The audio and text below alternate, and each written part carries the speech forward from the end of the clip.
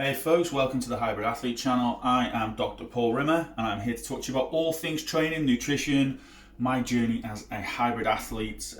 Check out my other playlists as well, which are a bit more kind of Q&A focused, nutrition focused, training focused, and a little bit more I'd say sports sciencey focused as well if you want a little bit more technical stuff. But this is basically just my vlog, my experiences, and hopefully along the way I'll kind of monologue a little bit and maybe just give out a few helpful, hints, tips, advice, things that I've done well, things that I've done badly, maybe some training gear reviews and stuff as well.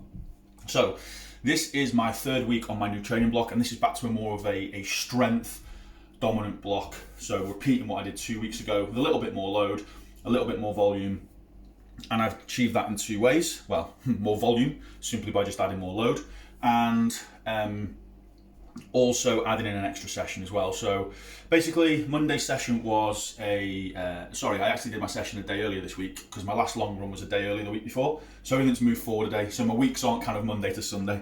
They're kind of like Sunday to Saturday at the moment. So Sunday evening, did a big heavy upper body session, very bench press focused work. So I want to keep that in the routine at the moment. Obviously working towards powerlifting competitions again in the second half of the year. Got some big targets I want to hit for that. So again, I'm using a lot of cluster sets. So basically doing, picking a weight I can do sort of 5 reps for normally, doing sets of 3 but with very short rest periods. So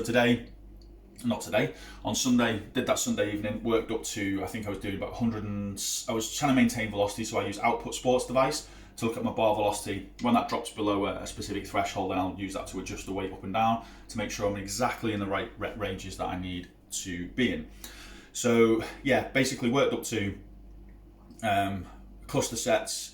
So I did 6 sets of 3 reps at, I think it was 105, 106 kilo-ish to start with, and then it tapered off a little bit towards the end, like with no more than 2 minutes rest in between sets. So that was Monday. Tuesday was lower body. Again, still getting my squat groove back after getting confidence back in that, having had a back injury. It's a chronic back injury actually, but I'm managing it really well at the moment with this kind of training block and the volume and the way I'm doing it. So same principle again, heavy squat focused day, which was, I think I worked up to 125 kilos for 8 sets of 3 with just 90 seconds to 2 minutes in between. So not super heavy, but for me right now, a good way to build volume and protect the lower back. And then Wednesday was a pool session. Wednesday was a fun one. I went in. The plan was to go and do the plan was to go and just do like a 20-30 minute kind of time trial almost, because I've been doing a lot of swimming intervals and not really much kind of steady state, long state swimming. So I get into the pool and there's a guy in the fast lane and he's swimming, and I'm not one of these people, like, how do you describe it? Like, I'm so polite and courteous in a training environment to everybody's needs, but the guy had finished swimming it and he was like sort of jellyfishing up and down the lane as I jumped into the fast lane. And I'm not even a fast swimmer, but it was just, it's quite a small pool where I train. And he was basically just getting in the way the whole time. And it was clear that he was just doing it out of some kind of like weird alpha male kind of thing he was trying to do. It was so bizarre. So I overtook him on one side and then tried to stay on that side, like one side of the lane. I know he's supposed to swim like clockwise around the lane, but I thought he'd realised what I was doing because he refused to get out of the fast lane into like the slower lanes. And I bumped into him. It was purely an accident, and he just lost it with me. He was like, "There's no need to bump into me, just to prove a point." I was like, I wouldn't do that. If I was trying to prove a point, I would just say, "Excuse me, sorry, do you mind moving over?" Because one of us is actually swimming here, and the other one is splashing around like a toddler. So he says to me, "You see what it says? It says anti-clockwise." And I was like, "You see what it says above that? It says fast lane, not cool down lane or warm down lane or jellyfish on your back lane." But apparently he got out the pool. And apparently there's been an issue with him before. There's a guy in the lane next to me. He's like, yeah, he does that all the time, even when there's much better swimmers in there than me. And I'm really not a fast swimmer. I struggle to maintain. I'm trying to work to maintain in like 2 minute per 100 meter pace for longer distances. My intervals are slightly faster than that. My slow pace is like 2:15. I need to do some technical efficiency work and stuff. But again, that's not really a priority right now. I'm just enjoying getting back in the pool and getting some training volume done with that. I'll iron out the kinks when I've got some swimming specific goals really, which I haven't at the moment. So anyway, bit of a segue. So yeah, he gets out the pool and this other guy says, he's like, yeah, he does that all the time. Like even when there's a group of swimmers that come in before me, typically they're usually finishing off as I get in. And they're really good. They're really good swimmers. Like, you can tell they probably, they train triathlon or swim or do some open, water type longer events, because they're just, super efficient swimmers who are swimming super fast. So yeah, there was that, which was quite a funny little thing. Yeah, just the audacity to be like, it says swim clockwise, and I was just like, yeah, it says it swims fast above it. But anyway, those things are there. I handled it with a certain amount of decorum, but I find it very sad in that environment that people will go for swimming that, and like, if that's something someone else had noticed, that this person must be aware of it, and it's just some sort of like weird alpha male thing of like, no, I'm a fast swimmer, I'll stay in the fast lane, and just getting everyone else's way. Normally I swim in the medium lane, even when it's like quiet, because I'm not that fast a swimmer. But it's also a shame that I don't think people can say something to them. So I went on the way out and spoke to the management. I'm bad grass, me. Bad grass. A rat. If anyone in the US is watching this, I'm a bad rat. I went and spoke to the management, because the person, the lifeguard on duty, was just like a young woman. So I was like, she was obviously a bit like, didn't want to say anything. So I went and spoke to the management, and just said like, is there any chance that you could like speak to this guy next time he's in there? Because I wasn't blaming the girl at all. Like, I can understand why she didn't say anything. But yeah, so there was that on Wednesday. Thursday was a bit of a rest day. Didn't intend to, just did a bit of fluff actually on Thursday. Just trained a bit of arms, gadoosh, little bit of arms, little bit of core, stuff like that really, and a little bit of a mop up session. And then Friday was yesterday, which was a deadlift session. Again, I've not deadlifted in a couple of weeks because I've had just a bit of tightness in my hamstring and that kind of glute hamstring tie-in. So yeah, I went back to deadlift yesterday, and then again used the cluster set, but I just sort of peering a bit. I was training in a student gym. I'm on the road this weekend, speaking at an event on Sunday in London. It's sort of like a weight management, health, well-being event as well. A little bit of training there, a little bit of strength work as well. So speaking there, so I'm staying in London for a few days. So I trained at a student gym, and the bars were just like soap. So yeah, I couldn't really get out what I wanted to. Didn't bring my belt down.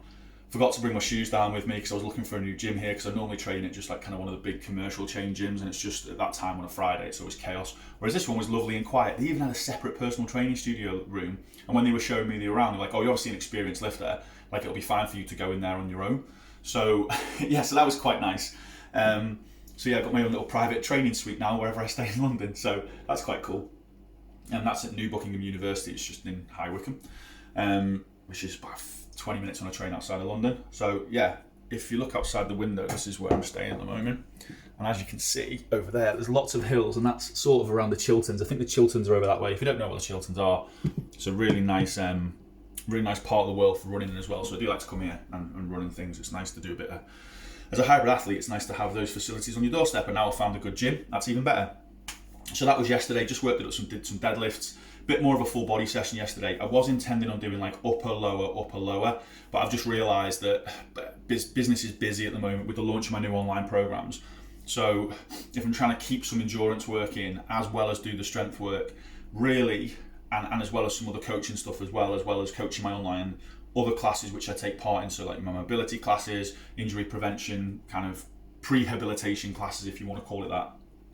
I'm still training, even though I'm doing 4 or 5 of my own sessions a week, I'm ending up taking part in sort of 6, 7, 8 sessions. And the point of this block at the moment isn't to overcook it and overkill it, so that next week when I'm back into a running block, I'm not going into that completely screwed over. Now, I know a lot of hybrid athletes will talk about using fatigue as a weapon, and that's fine, but fatigue as a weapon is fine when you've not got an 80k run, 75 to 85k run coming up on Tuesday next week. I know Sunday as well this week, I'm going to be doing a little bit of technical work and coaching work, so there's no way that I'm not going to be doing some lifting. And again, it's not going to be anywhere near fatigue. It's not going to be anywhere near failure, it's not going to be fatiguing, but just that time on your feet is going to cause some fatigue. So this week, my long run would normally be on a Sunday or a Monday. However, because I'm in London, it's going to be, and I've got to travel back, stay in a hotel, I won't be back till late Monday night. So yeah, my long run this week will be Tuesday, so I'll just move everything forward a couple of days. I think it's important to have a good strict training schedule. Sorry, not a good strict training schedule. It's good to have a good training schedule, a good program, to look at your calendar and figure out where you can kind of fit things in. But it's also important to be adaptable so that we don't get that stress when things do happen. But we also need to be honest enough about how busy our lives are, so we don't create these really complex, really high volume, high recovery demand 7-day-a-week programs, some days training twice a day with different recovery sessions in, and actually a lot of the time, a lot of those extra sessions that we do, you know, they might add something, but it's like, right, what can we strip back just to get that extra recovery, just to take that lifestyle stress off, just so that we're not constantly running around. You know, I've seen people like have to travel to do recovery sessions somewhere when that causes them more stress because they've got to pack, travel, you know, maybe they've got a yoga class that they really enjoy, but it's like other side of town or whatever it might be, or a pool swim or something like that, a pool recovery session, when actually they'd be better served just staying at home, you know, doing some stretching at home and not putting that extra stress of having to like get out there, get things done, rush around in your day, you know, just have some time to chill out and let those, you know, let the nervous system settle a little bit and the anxiety around training settle a little bit. You know, I find it interesting that people can take recovery sessions and make them really stressful. It's not just about physical recovery. It's about that psychological recovery as well. So I always think that's an important element that I try and get into my athletes' programs and myself. It's making sure that if I'm having recovery days, yes, there might be a bit of movement to get some blood flow to the muscles and stimulate recovery. Yes, there might be a little bit of like stretching off some tightness. Yes, there might be some general activity that like I enjoy walking, things like that, very low intensity, very low impact. But ultimately, there's also nothing wrong with just chilling out, reading a good book, watching a movie. All of that stuff's important to have. Playing with Lego, got a Lego collection. So yeah, that's my training week really. So yeah, that was swam, deadlifts. The rest of those sessions, so the rest of the bench session, I'm not going to bore you with the details, but it's just kind of accessory work, a little bit of tricep work, close grip bench press. The full body session was just some pull-ups, deadlifts, pull-ups, incline bench press, some shoulder work and some fluff. The rest of the upper body session was, like I said, close grip bench press, some rowing variations. I'm having issues with pull-ups at the moment, a bit of elbow pain issues. It doesn't hurt all the time, but just certain movements, just really stretching through my medial condyle of my elbow. So I think I've got a little bit of tendonitis there, but nothing major or will stop me being an issue. Stop me training being an issue. It doesn't hurt my pressing, so that's the main thing. And it does irritate me when I get under a squat bar, but not enough that if I don't stretch my pecs out and I just do some mobility work on my shoulders properly, which we should do, that's not an issue. So yeah, the rest of that Monday session is just a bit of fluff, bit of back work, some rows. The rest of my squat session is some like isolated hamstring work, some calf work, some sissy squat variations, some split squat variations. Big fan of doing single leg loading on the lower body in particular for runners and other athletes. One, to identify side-to-side discrepancies. Two, because of the coordination elements of it. Yeah, so main reasons why. And three, for some reason, it just allows people to kind of really concentrate in and focus and hone in on the movement patterns. And then on my other full body session, I just did some leg extensions, some lateral raises, some just fluffed around the gym really, did some arms. And like I said, I did a couple of other sessions a week as well where I just threw in a few sets of biceps here and there. Then I did a recovery session as well, which is like similar to a video that I've uploaded. So if you look at, if you go onto my training logs, which is what this is, but if you're on this playlist, I've done like a 30-minute sort of glute hamstring stretching type thing as well. So I did that, but it was like an hour long. I did some stuff on my upper body as well because my upper body felt really tight this week. In other news, bought some new training, some new trail shoes. So I've had my feet measured, and apparently I've got really wide feet, hobbit's feet. So I was looking to get the new Hoka Speed Goat 5s because they're getting rave reviews, but they're like rocking horse crap to try and get hold of. So I kind of had to bite the bullet and get trainers this week because I want to start trying to break them in, because obviously I'm only 7 weeks away now. Yeah, 7 weeks today away from my 100 miler. So I want to get a good few miles in the tyres and a new pair of trainers just to see how they feel, to see if I'm going to use them on the day or not. I normally train and run in Pegasus Trail 3s. I really like them, but they're not the grippiest and they're very narrow in the forefoot. And I've noticed that up to sort of 40, 50k, 30 miles, it's fine, but longer than that, it really starts to like rub on the outside of my toes and cause me some blistering issues. So yeah, I went and sorted my feet measurements out. So I've got a wide foot, so I've gone for the new TOPO Mountain Racer 2. And the original Mountain Racer didn't get great reviews, but the new one is getting really good reviews, particularly off, I'd say, bigger, heavier runners, particularly off people who require a little bit more grip. Particularly off people who have wider feet as well. So they're getting really good reviews, and they're a lovely, lovely bright orange colour. So obviously I had to go out and buy some training gear to match that as well. So yeah, first impressions are that they're well built. I put my feet in them. I've not ran in them yet. The lockdown on the heel is really great, but it's slightly weird to me to have that room in your toe box. It almost feels psychologically like my feet aren't being hugged, and I know that's kind of the point. So it's going to take a little bit of getting used to that. So I've not run in them yet, so I don't know if my feet slide around.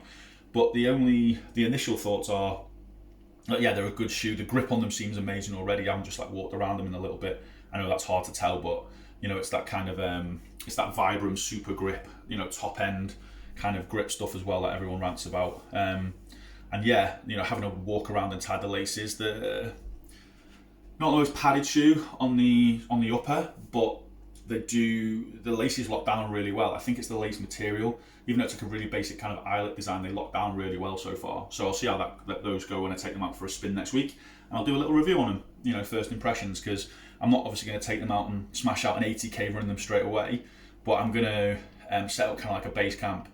So I'll probably run in my Pegasus Trail 3s and then swap them out and just do a few kilometers each time. So I'll probably just break it down into sort of 15-20 kilometer sections, do 15k, swap them out, put them on. So I'll alternate them that way just to see how it goes, because obviously at this point, doing these training runs, getting closer to the event, I've got 2 long training runs left. I don't want to hurt myself. So